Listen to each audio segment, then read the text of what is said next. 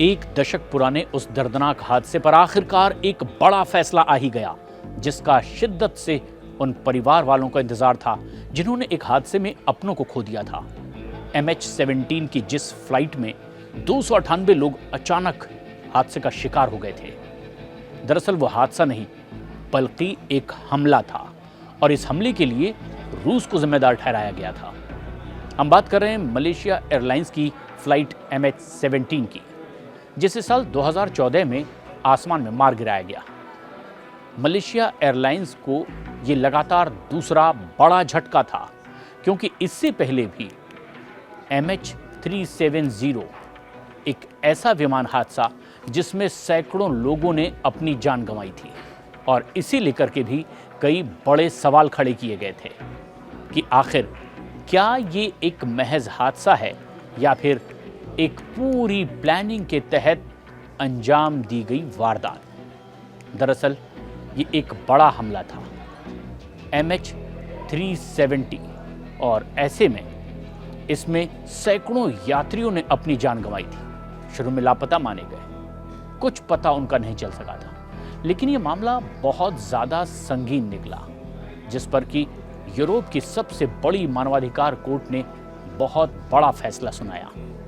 Europe की सबसे बड़ी मानवाधिकार अदालत ने यह साफ कह दिया कि इस हादसे के लिए सिर्फ और सिर्फ रूस ही जिम्मेदार है।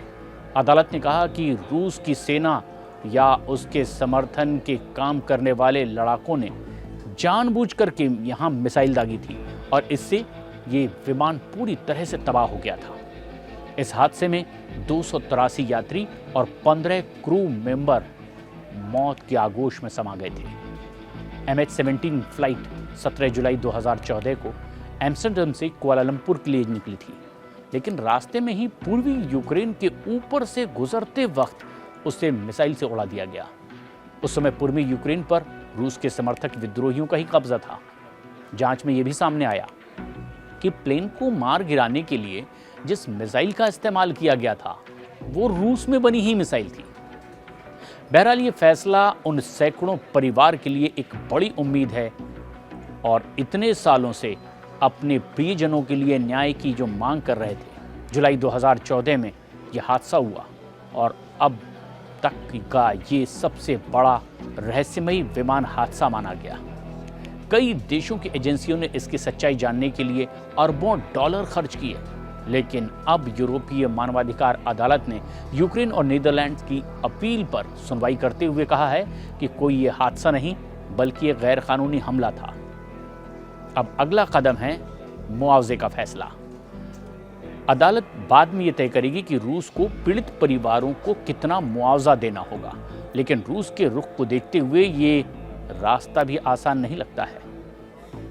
ये एक ऐसा मामला है जो सालों तक राजनीति, युद्ध और मानवाधिकार की बहस में उलझा रहा है, लेकिन अब जब सच्चाई सामने आई है तो सवाल ये है कि क्या रूस कभी जिम्मेदारी इसकी लेगा भी? ये सवाल अब तक यक्ष प्रश्न बना हुआ है।